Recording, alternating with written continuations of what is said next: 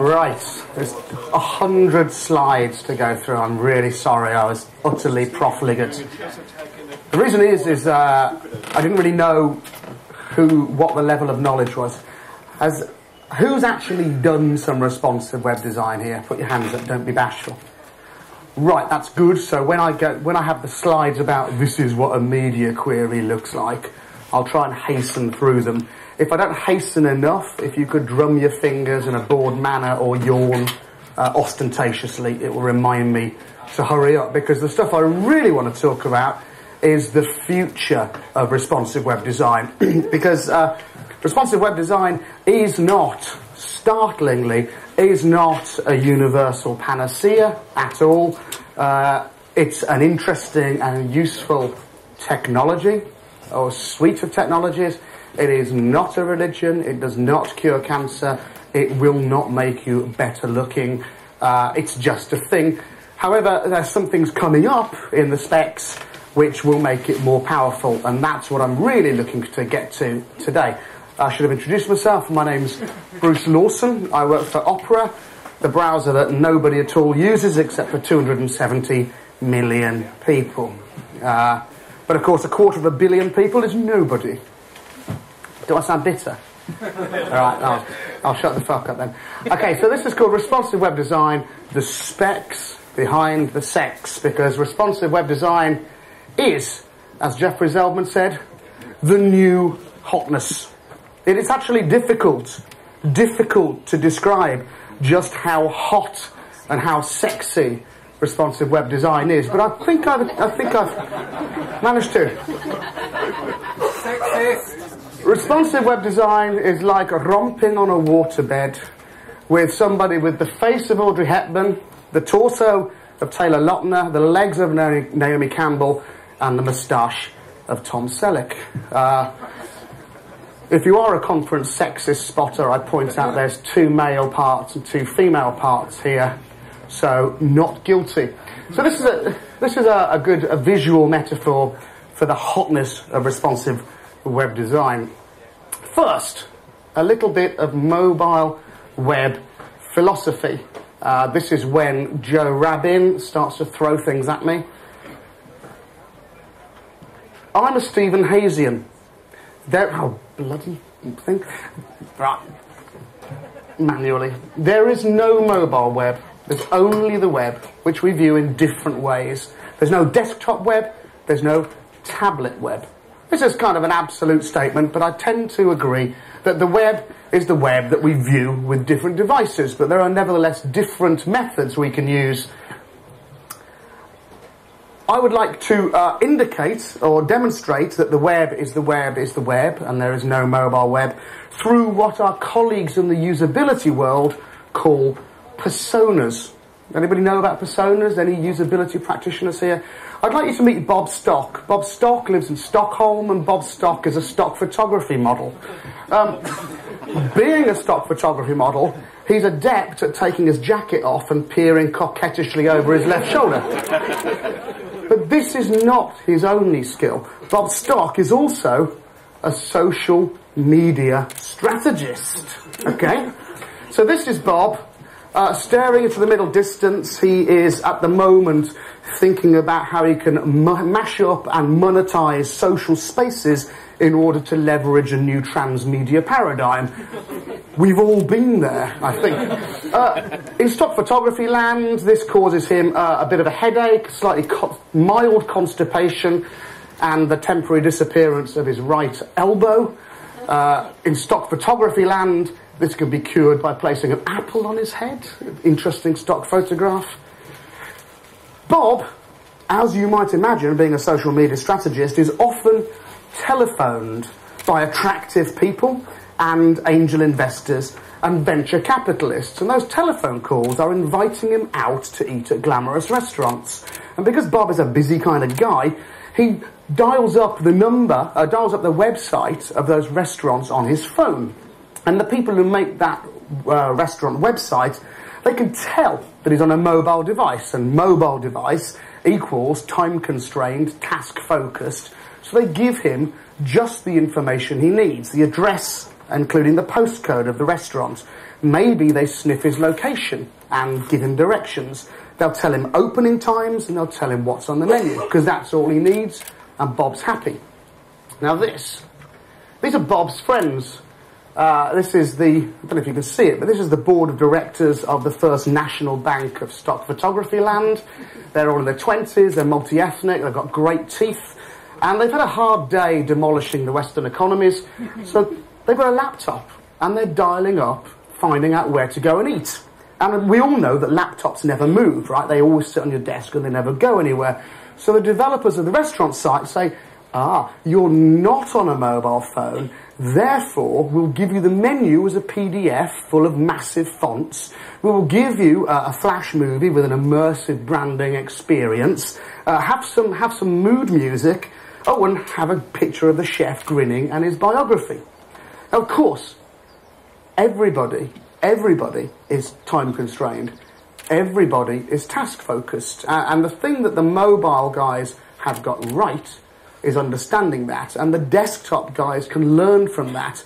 Just because you've got more space doesn't mean an excuse for loads of flabby bullshit, right? So, arguably, and I would argue it that it's about 95% of the time, we don't need separate mobile sites. We just need better websites that also work on mobile. You can disagree, we can have a chat outside. I'm a purple belt in kickboxing. There's 3 different methodologies. They are not mutually exclusive. Number 1, make a special mobile site. So m.yoursite.com or mobile.yoursite.com. In my opinion, this is sometimes necessary, but it shouldn't be the default position. With somebody like Jacob Nielsen, this is the default position. He wrote a piece about how you should always think about separate mobile sites. I wrote a piece disagreeing with him. He left me some comments on there. But we argued a little bit, but I'm glad to say that Jacob and I have resolved our differences here through the miracle of Photoshop, I might add. Interestingly, when I got this photograph from the website, if you look at the file name, it's jacoblikesitbig.jpg. Anyway, so Jacob and I do agree on one thing. Advocates or religious zealots for responsive web design will tell you that it's cheaper to do than making a separate mobile site. I tend to think that's not the case, and I tend to think it's not the case if you are retrofitting an existing site. So my rule of thumbs up, if you like, is that often if you are retrofitting a site, it is an order of magnitude more complex to employ responsive web design techniques. And arguably, and don't shoot me, you might be better off making a separate mobile site if you have a half-decent CMS. The way to know that you have a half-decent CMS is it does not have the word enterprise anywhere in its title. So, if you do make a separate mobile site, refactor for the small screen, don't dumb down. It's rubbish when you go to a mobile site and you just cannot accomplish something that you know you could if you were in your office on the main site. Offer your users a choice, desktop or mobile. If you were here last year, you might have heard this anecdote, but at Opera, we have Opera Mini, which is a proxy browser. There's a social network called Orkut, which at the time was the biggest network in India, owned by Google, and Google changed the way that they served their mobile site. So previously, if you went on a mobile browser, you got the same experience. You got the desktop site. The Google guys thought, we will do a favour and we will send people on Opera Mini to a separate mobile site. Our switchboard, if we actually still had switchboards, would have melted down, but our email board melted down with grumpy Orkut customers in India accusing us of breaking Orkut on Opera Mini. And what that showed, and what that proved, is that no matter how great you think you are, you do not know better than your users what they want. So if you do automatically detect a mobile browser, and more on that later, and send them to a mobile site, be sure to give them the option to get to the desktop site and vice versa. Beware browser sniffing. If the light were not so good, you would see this is two stray dogs sniffing each other's bottoms, which is possibly the finest visual metaphor for browser sniffing out there. The biggest problem with working out that your customers are coming on a mobile device is that you can't reliably tell which devices are mobile devices, and therefore you will get it wrong, and thus you need to offer the users the choice. Okay, the second option for developing a mobile strategy is just do nothing. I'm an indolent 45-year-old fat man, so the do nothing option is a preferred option for me. But actually, mobile browsers are really great at giving a good experience without the developer having to do anything. Scrolling, panning, zooming in. This stuff works pretty well. It is an option to do nothing at all.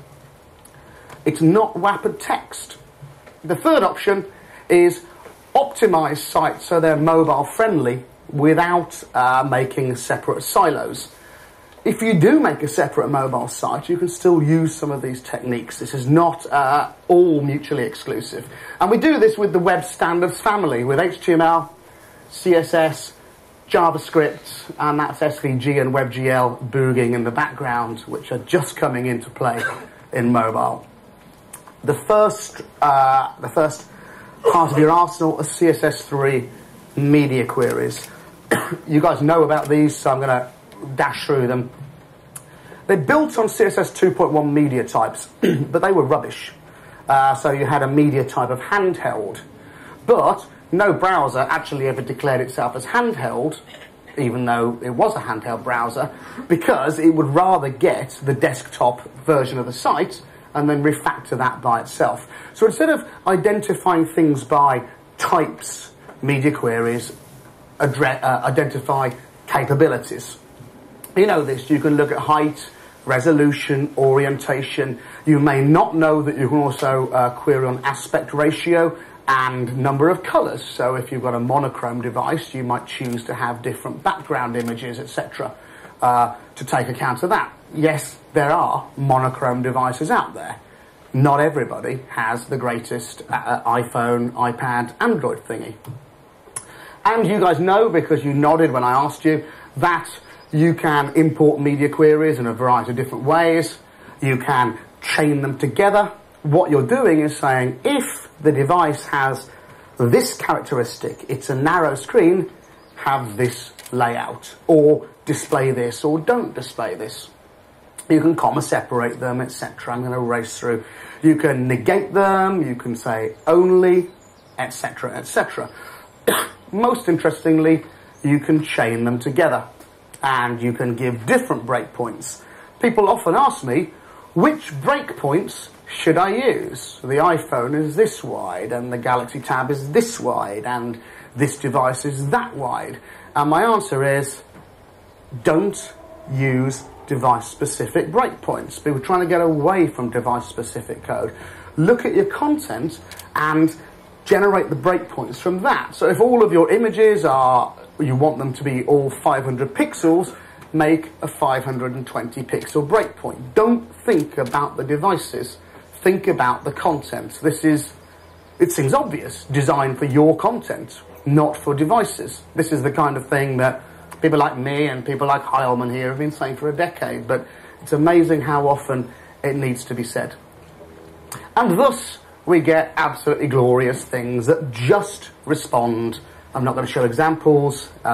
We all know that in real life, users spend a lot of time resizing their browser windows and marveling at how stuff changes. We've all seen people doing this on the bus. Ooh, that's responsive, they say to each other.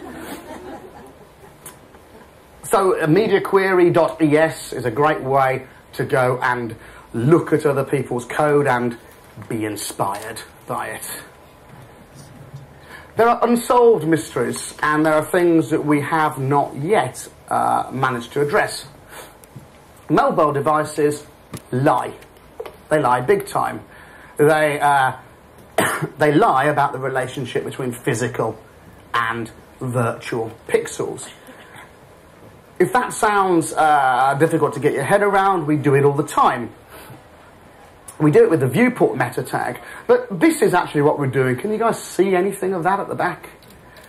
Whenever you go onto your laptop and you change the resolution of the monitor, what you're doing is remapping physical and virtual pixels. So my dad has a great big high DPI wide screen, but my dad likes it to be 800 by 600. He does not get a chainsaw and cut half of the screen off. Of course he doesn't. He just remaps the umpty-nine gazillion pixels that are really there to the 800 pixel width that he likes. This is what we do.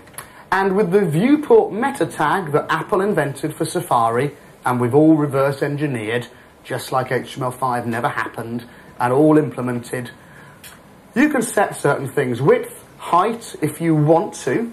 If you really hate people with visual impairments, you can say your site is not user scalable and not allow them to zoom in. Great way to upset people with disabilities. You can set initial scale, minimum and maximum scale. This is the viewport. It's not just the width, but that's almost always what you're interested in. Does everybody know this? Do I need to go into this, or shall I race through it? Does anybody know this? And okay, not enough, so I will go through it. Sorry guys who put your hands up, stare out the window or look at Twitter. So, here I have a page and I'm putting it in there. I am not saying anything about viewport in the head of my page. So, it looks really, really tiny. On the iPhone and on Opera Mobile, I'm not sure what it is on Firefox, but Chris can tell us, we pretend that it's 980 pixels wide. If you say nothing else, if you say width 100%, we all pretend it's 980 pixels, which we squeeze into 320 pixels, which is the width of the phone. It's too small. So what you do, you know that your website is 320 pixels wide. You tell it that in the meta tag, in the head of your HTML, which is where it shouldn't be because this is presentational and it should be in CSS, but there you are. And you give it this width. That is 320. I've got a ruler going on at the background.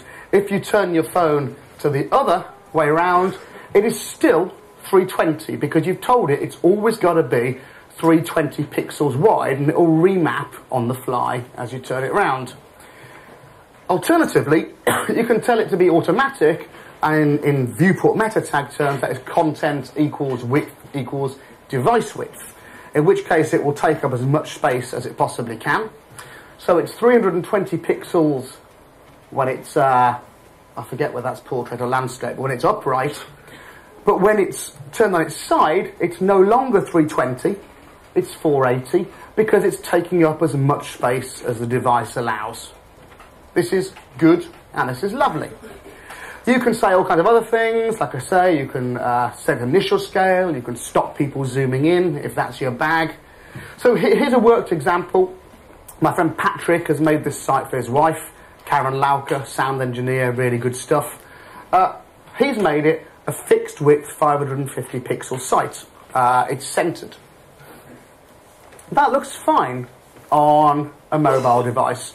But arguably, and this is arguably because it's a design decision, arguably you'd like to lose the white space around the edge and have it all slightly enlarged.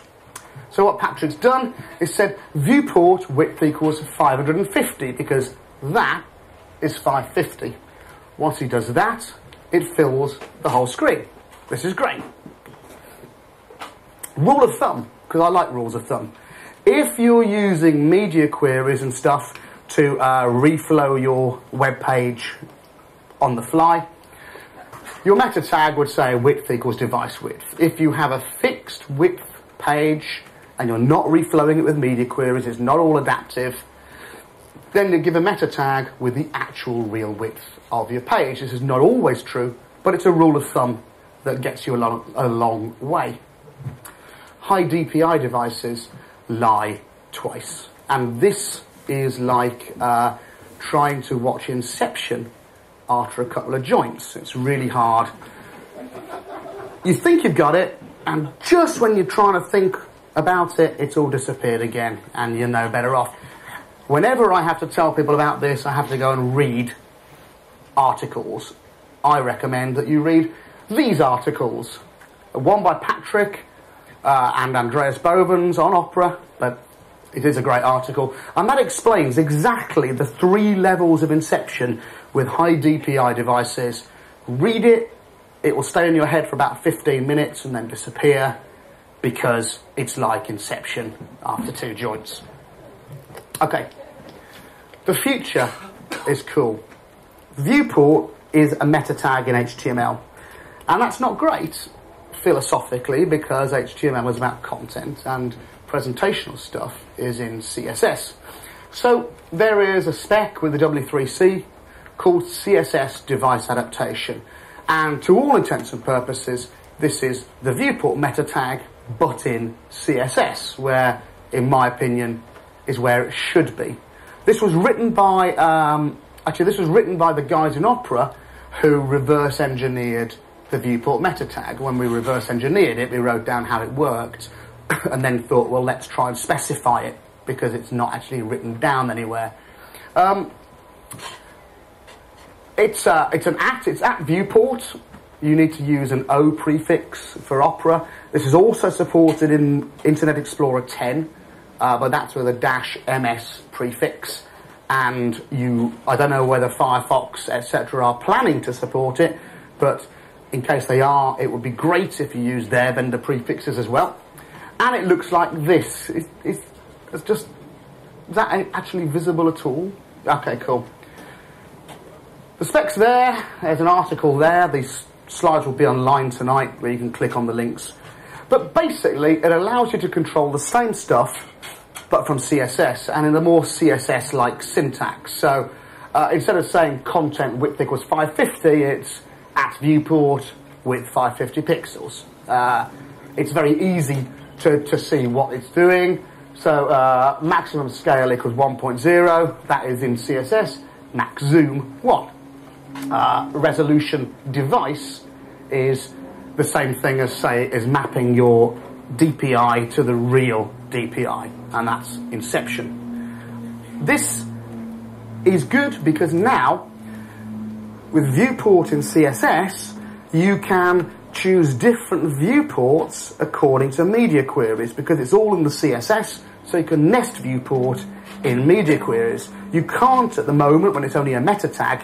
If your device supports viewport, so it's a tablet or a phone, you get what it says. There is no more granular control, but now you can nest them. You can do interesting things if you want to. Again, these are design decisions, and they may or may not be appropriate for you. So here I have a meta tag there, which I overwrite in the CSS, so that devices that don't understand CSS viewport still get a good experience from the meta tag. And I'm saying undo all that stuff and make it device width auto. However, if you are a small phone, then have a width of 550. So that's hard and Inception-like, but to demonstrate with Patrick's site, on a tablet, because it's greater than 550, we're saying have the wide margins, center the text to keep a decent line length. But on a phone with a narrower width than 550, we're giving the viewport of 550 so it fills the screen and the text is readable at default zoom. So what this allows me is control over line length based upon media queries by nesting viewport in the media query. Was that in any way comprehensible? Oh, took me ages to get that.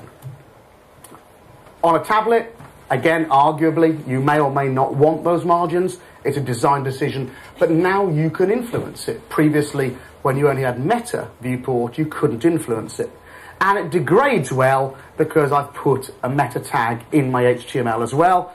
So at least you get that decent starting experience on devices that don't understand CSS viewport. That was the code. I was really proud of writing that until the guy who edited the spec said, you just need one line. In CSS viewport, you can give a minimum and a maximum width, and that's all I actually needed to have had. If you want to check it out, Opera Mobile Emulator is a freebie. It's effectively the mobile browser, but wrapped up as an installable on PC, Mac, and Linux. And that has various presets of popular devices that you can check it out, because most desktop sites don't react to viewports. Right, the future. This is the interesting stuff. Match media. Match media is media queries in JavaScript. So in your script, you can check whether a certain media query has been applied.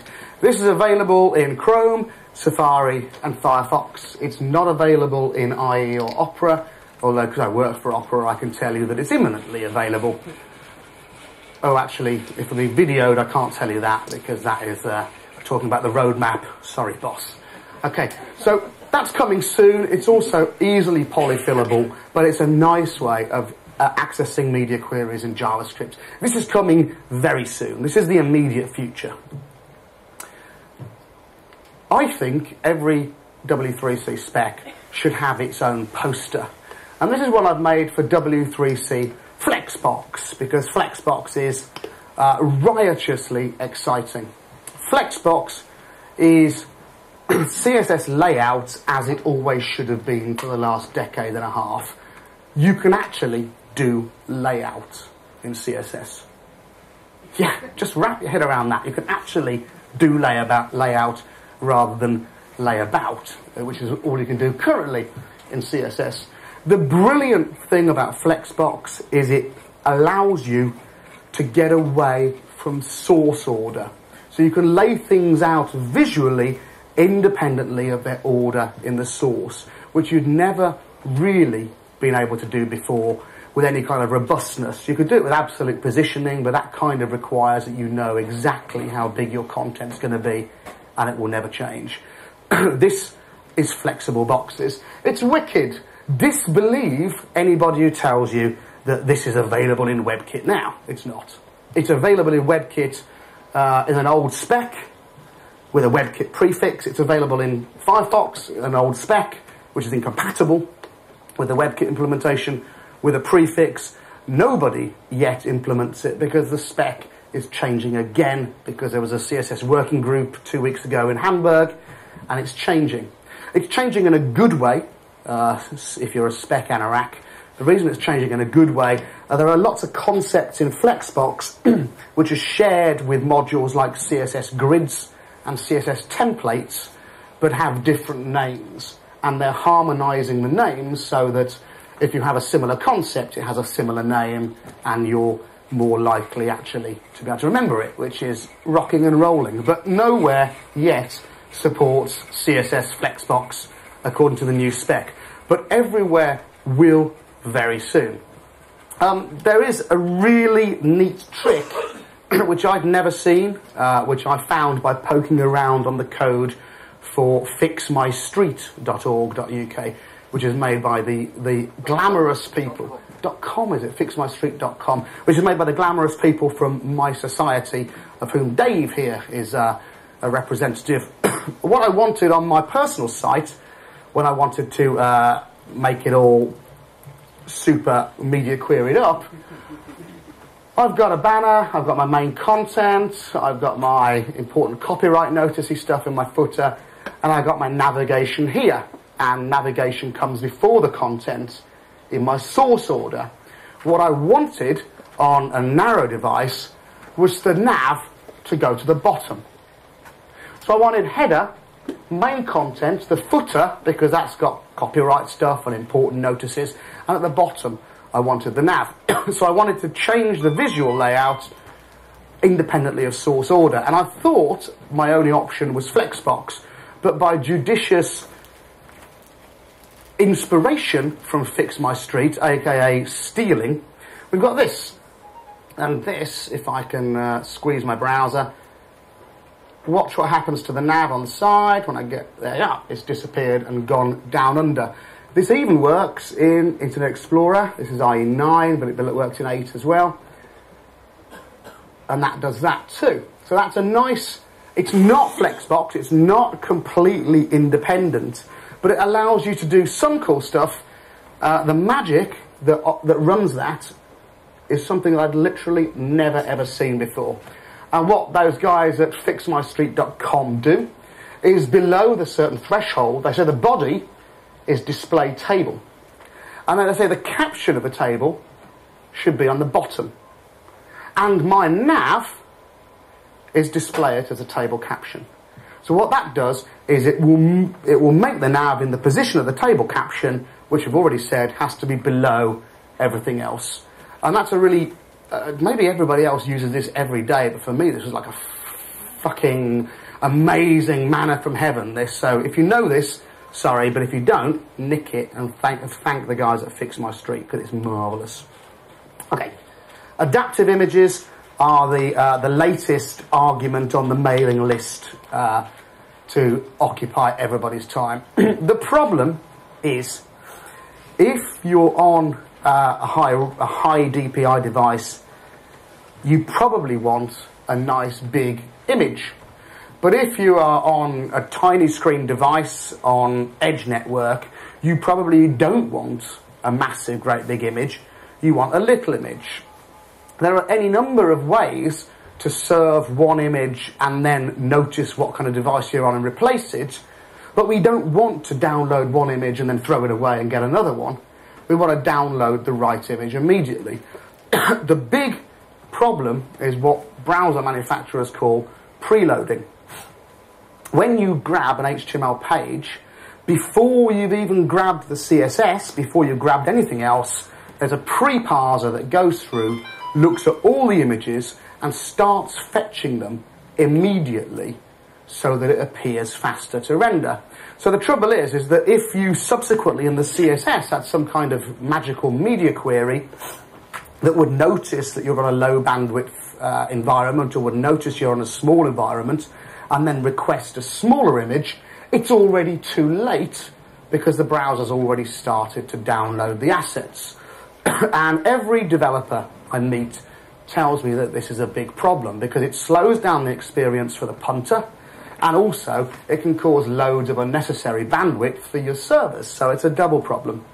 I suggested it to the guys in the HTML5 working group, and in January they said, that's not a problem. That's not a problem at all. So we kind of suggested it might be a problem a bit more forcefully and a bit more vehemently, and now they're coming up with, there's a full and frank exchange of views about how we should solve this. Previously we solved it with the low source attribute on an image. And back in the days, you would say image source equals high res, low source equals low res.jpg. And because you were on a slow network, it would download this, so you had something to see, while it was downloading this, and then replace it. A double download, and also this was phased out of browsers in around Netscape 4 time, and it was never part of a spec anyway. Then there's what Apple do on their website. They have an image, source equals low-res.jpg, and they use an HTML5 data attribute to give the location of the Retina display quality image. This is great, but it needs JavaScript to go and do this as the JavaScript dependency. And of course, if you're on a high-res device, you download this and then that. And we don't want the double download. We don't want to download something just to throw it away. A guy called Matt Wilcox has a really glorious hack called adaptiveimages.com. And he made this in a brilliant way because he's made it in a way that it can be obsolete. So it requires one addition of a JavaScript into your pages, some HT-access and some groovy stuff on the server. It sets a few cookies and it just works. But it is a hack. It requires Apache and gdlib and PHP on the server. And it's just too hacky. This should be easy. So a guy called Edward O'Connor from Apple suggested this new method of background images. These are background images in the CSS, not content images. A new attribute called image set, in which you give a list of different images and you describe them. So this 1x that's the baseline one. 2x says that is twice the DPI of that. You could have a 3x, etc. And the device will make a decision based upon what it knows about its capabilities and grab the right one. This is already, I think, being added to WebKit, irrespective of any kind of standardization process, which is highly unusual. The genie's out the bag. Because you can do this with background images, you have to be able to do this with content images, otherwise people are just going to have empty divs and start having responsive background images, and that would be rubbish. So the HTML5 working group have proposed this as the solution. Image, and then there's a source, a normal source, so that it's backwards compatible. Then there is the source set attributes, and then you give it lots of different images and you describe those images, and the browser will make its own decision. You describe them by saying the maximum width, the maximum height, and the maximum pixel density that's allowed to use those.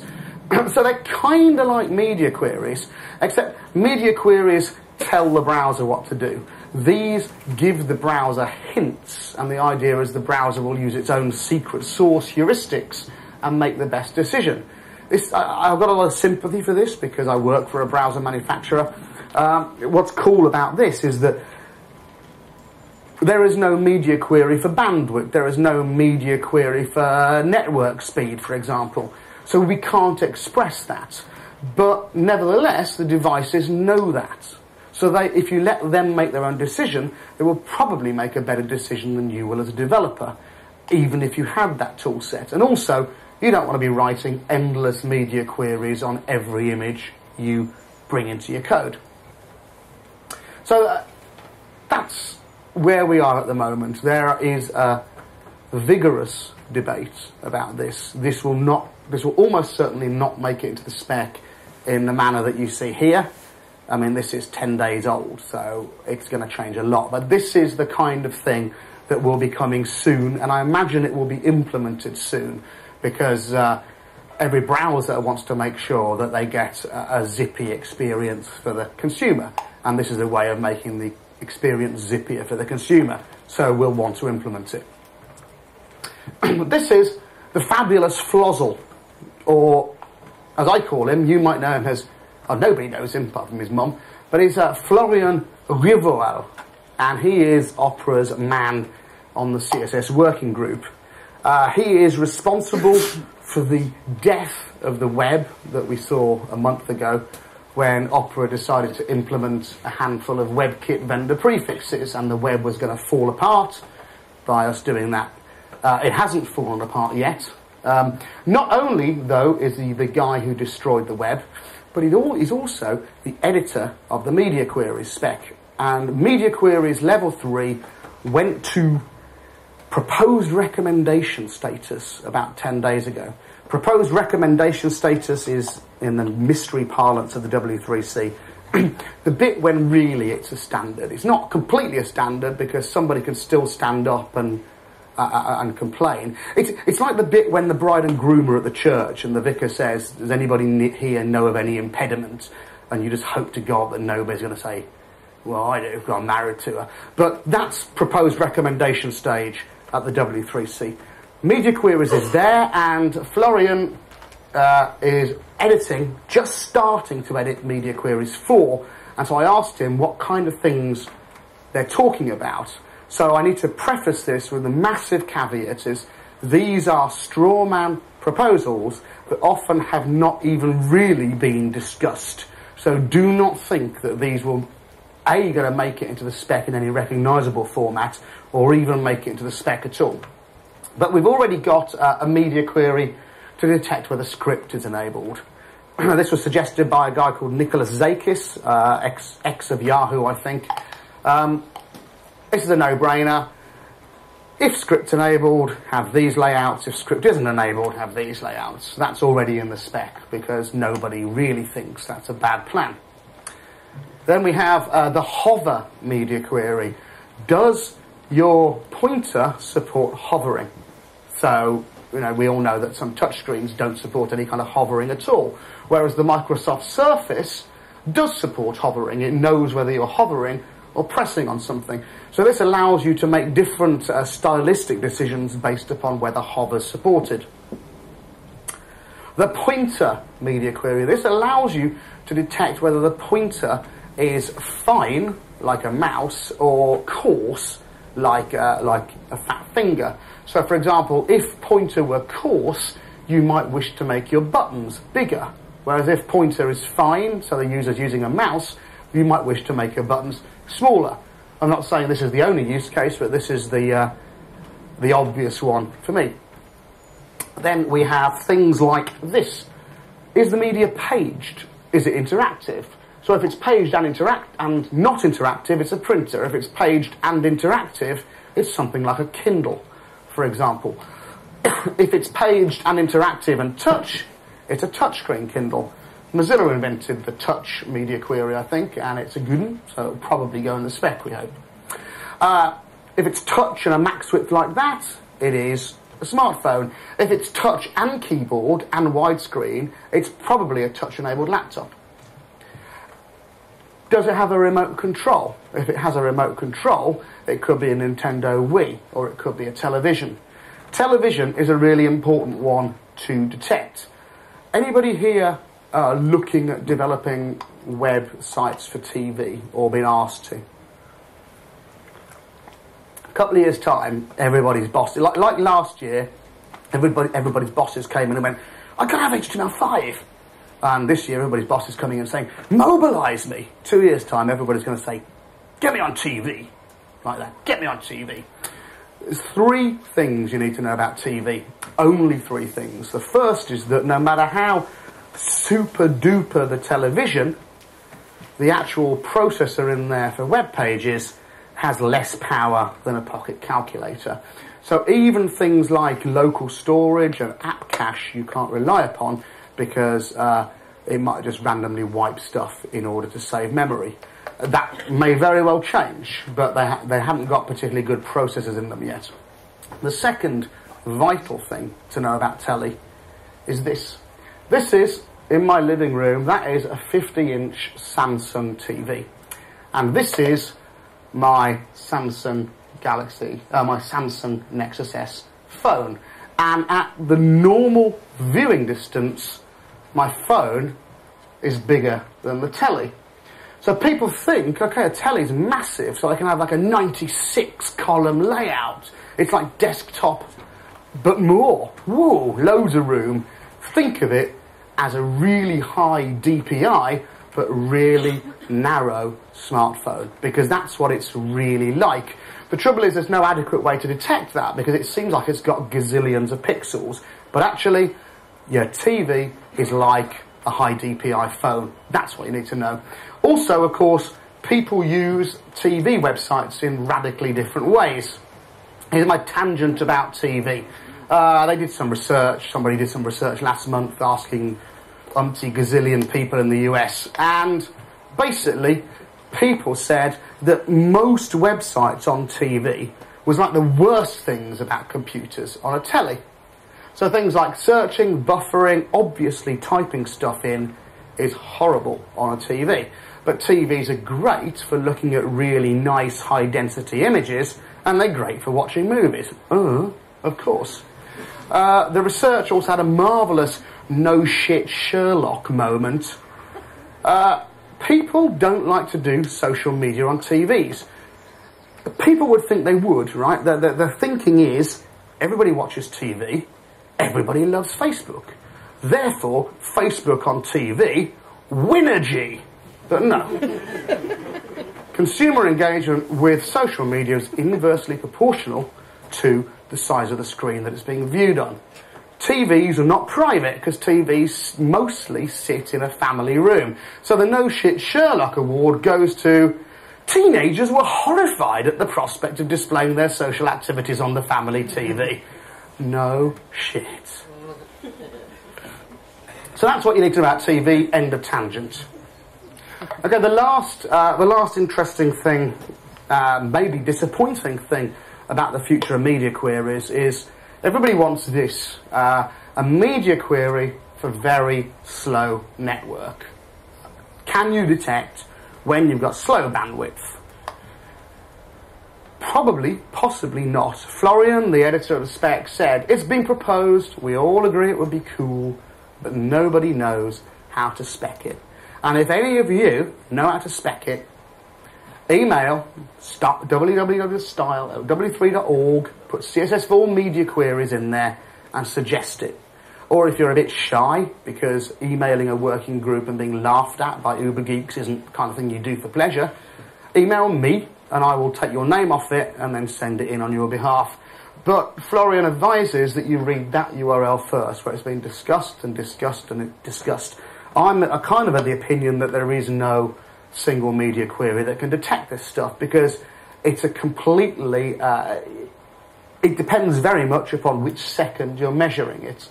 And what you absolutely don't want to do is notice that you were on a high-speed network, you've downloaded all your big assets, and then you notice that you're going through a tunnel, you're on edge, and then throw all those big assets away and download crappy assets and replace them, because that would be the worst of all worlds. So nobody's got a real algorithmic way to do this.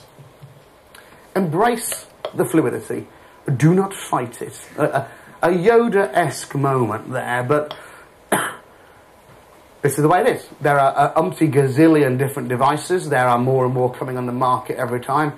Design for your content. If responsive web design floats your boat, use that. If you feel the urge to make a separate mobile site, do that, but think about the consequences. But be aware that the days of fixed widths everywhere is over. RWD, responsive web design, is the new sex. Talking of sex, there's a picture of me naked on a bed with my HTML5 book, which you are welcome to buy. Not that one, I hope.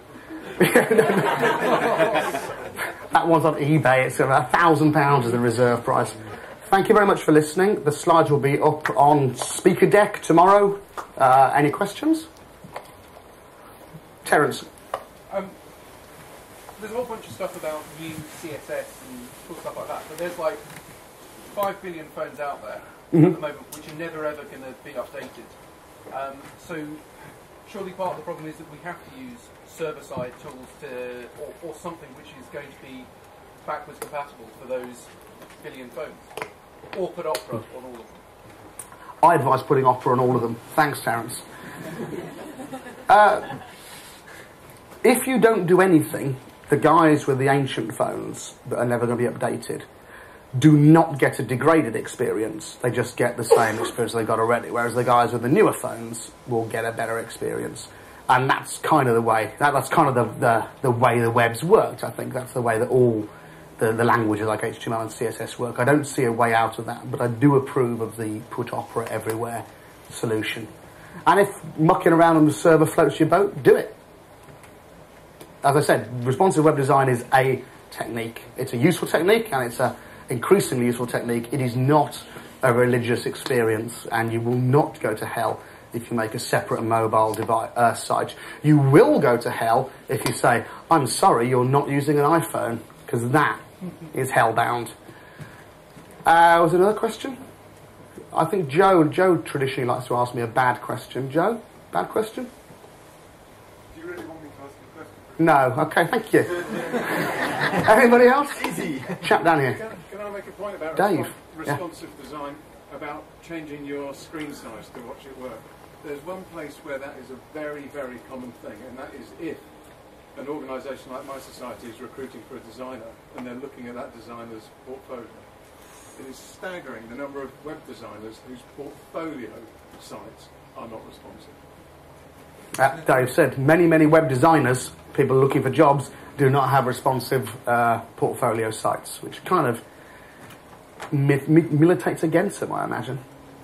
Or they're too busy doing real products. Or they're too busy doing real products, so they're flaxen-haired web temptress said at the front. Well, they know an agency will look at it on a laptop or a desktop. If anybody was going to ask me for my phone number, I can tell you later. A gentleman here. Can you elaborate a little bit more on your concerns regarding DisplayBox? My concerns regarding... DisplayBox, Flexbox. Oh, I don't have any concerns about Flexbox. I think Flexbox is a marvellous thing. It's not on our tables yet. The spec's being redone and redone. It's arguably the best, most robust spec we've got there because it's been implemented by Firefox in one guise, implemented by WebKit in another guise. At Opera, we've got a bit chased off with implementing stuff and then backing it out, so we've waited until the spec's complete. But it's Flexbox is a great spec. I really like it. I don't have any problems with it. I just wish we had it already. What came from Zool in the new specification? And it came from Zool, which is a Mozilla thing. Which is why it's lovely. Okay, cool. Anybody else? Nope. Wicked. Okay, Bruce L on Twitter. I'll put the slides up. I hope it was vaguely comprehensible. Thank you very much for your time.